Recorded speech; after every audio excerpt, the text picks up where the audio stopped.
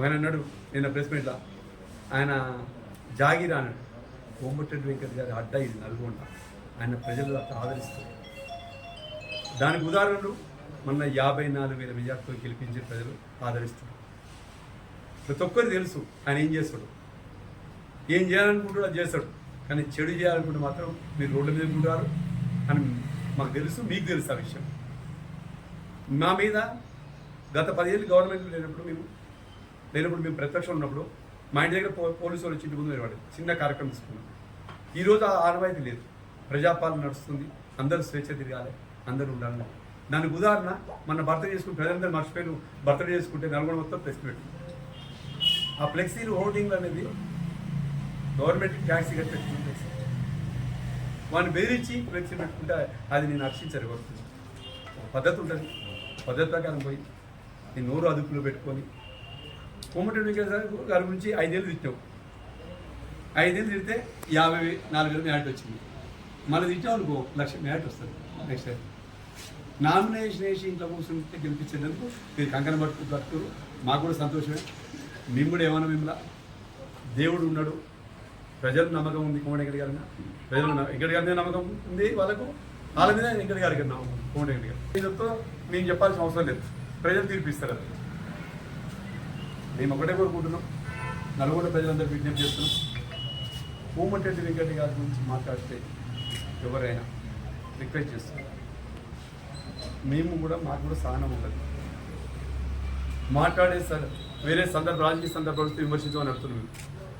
మేము వద్దంటలేము కూడా, కానీ వ్యక్తిగతంగా దూషిస్తే మాత్రం మేము కూడా ఊపం రేపరించి మేము ప్రభుత్వం మాకుందని మేము చెడు చేస్తాం, మేము సిద్ధంగా లేము.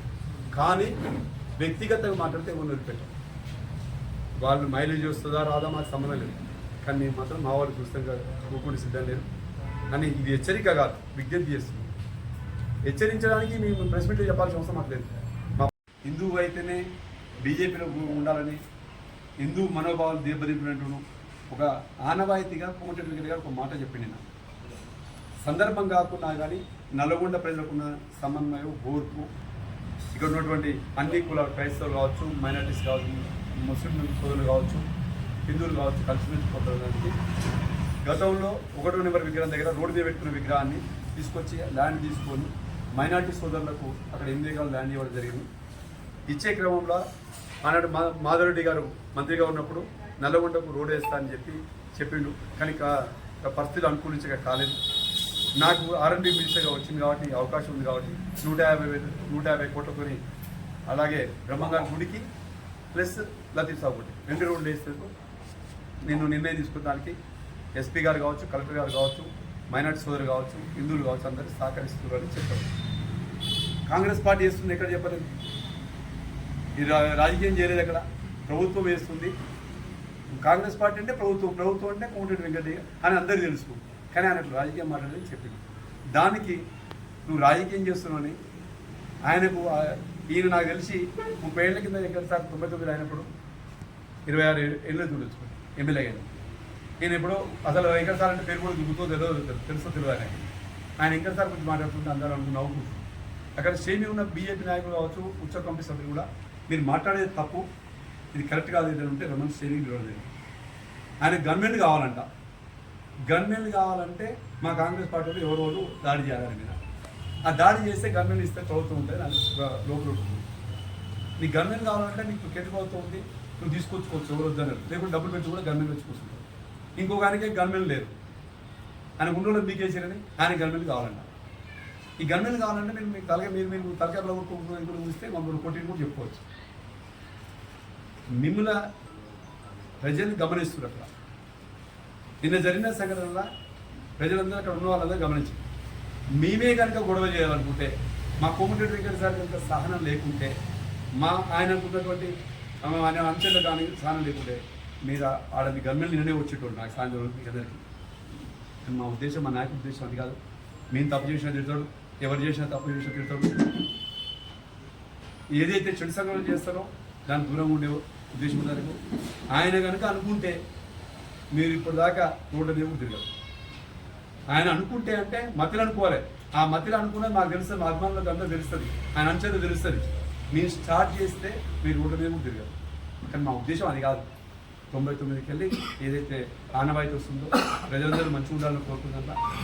ఇన్ని రోజుల్లో నల్గొండ డెవలప్ చేయాలనే ఉద్దేశం మీద చుట్టుపక్కల రోడ్లు కావచ్చు, ఒక నర్సింగ్ పట్ల లిఫ్ట్ పక్కన నుంచి కాలవుతుంది, లిఫ్ట్ కావాలన్న కోరికను మళ్ళీ లిఫ్ట్ పెట్టేస్తుంది. దోమల పెరిగి లిఫ్ట్ కావాలని లిఫ్ట్ తీసుకొస్తుంది, కొనుగోలు తీసుకొస్తుంది. ఎక్కడో సాగర్లో వచ్చిన వాటర్ తీసుకొచ్చి పానగల్ దాకా వచ్చింది. ఆ వాటర్ తీసుకొని ఎలివన కాడ ప్రాజెక్ట్ మొదలుపెట్టి రాజశేఖర్ గారు ఆ రోజు మొదలుపెట్టించుకొని దాన్ని కంప్లీట్ చేస్తే 10 ఏళ్ళు ఎక్కడ పోయిండో ఇక్కడ ఉన్నానికి ఏక నిరంజన్ తెలియదు. 5 ఏళ్ళు ఎమ్మెల్యే ఉండు ఆయన మర్చిపోయాడు.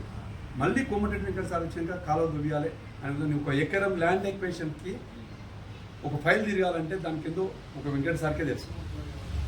ఒక సిస్టమ్ ఉంటుంది. సర్వే రేఖాన్ని మొదలు పెడితే ఆ రేఖాన్ని మొదలు పెడితే సర్వే చేయించి ఆ ల్యాండ్ ఎంఆర్ఓ దగ్గరికి వచ్చి ఆర్డీఓ దగ్గరికి పోయి డిఆర్ఓ దగ్గర పోయి ల్యాండ్ ఎక్వేషన్ డిపార్ట్మెంట్ పోయి ఒక ఎకరం చేస్తే మాకు మేము ఎమ్మటి పడి ఫైల్ తీసుకొచ్చి నీళ్ళు రావాలని వాటర్ రావాలని ఉద్దేశం జరుగుతుంది.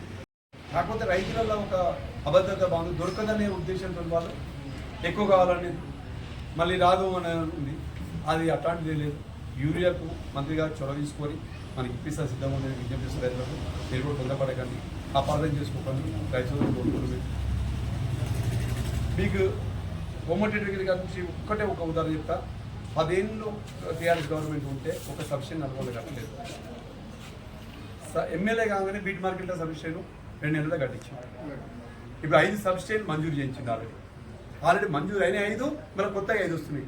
ఎందుకంటే నల్గొండ పట్టణంలో ఎండాకాలం బాగా విపరీతంగా వేడి ఉంటుంది కాబట్టి లో వోల్టేజ్ లేకుండా ఉండాలని దాన్ని ముందు చూపుకొని 5 సబ్సిడీలు నల్గొండ చెల్లపల్లి సైడ్ ఒకటి, పానగల్ సైడ్ ఒకటి, ఇటు మునుగోడు సైడ్ రోడ్డు ఒకటి, ఇవన్నీ చుట్టూ కవర్ చేసుకుంటూ కరెంట్ ఎందుకంటే ఇవన్నీ మేము ఎన్ని చెప్పుకుంటూ పోతే కూడా వాళ్ళకి అర్థం కాదు. వాళ్ళు మూర్ఖులు కాబట్టి మేము వాళ్ళకి చెప్పిన వేస్ట్. ప్రజలందరూ గమనిస్తారు. ప్రజలందరికీ ఒక విజ్ఞప్తి చేస్తున్నారు. నల్గొండ మున్సిపాలిటీలో కానీ చుట్టుపక్కల గ్రామాల్లో కానీ రోడ్లు ఇంకొక 6 నెలల నుంచి సంవత్సరంలో పూర్తి అయితే అందరూ సహకరించాలని ఈ సందర్భంగా తెలియజేస్తున్నారు.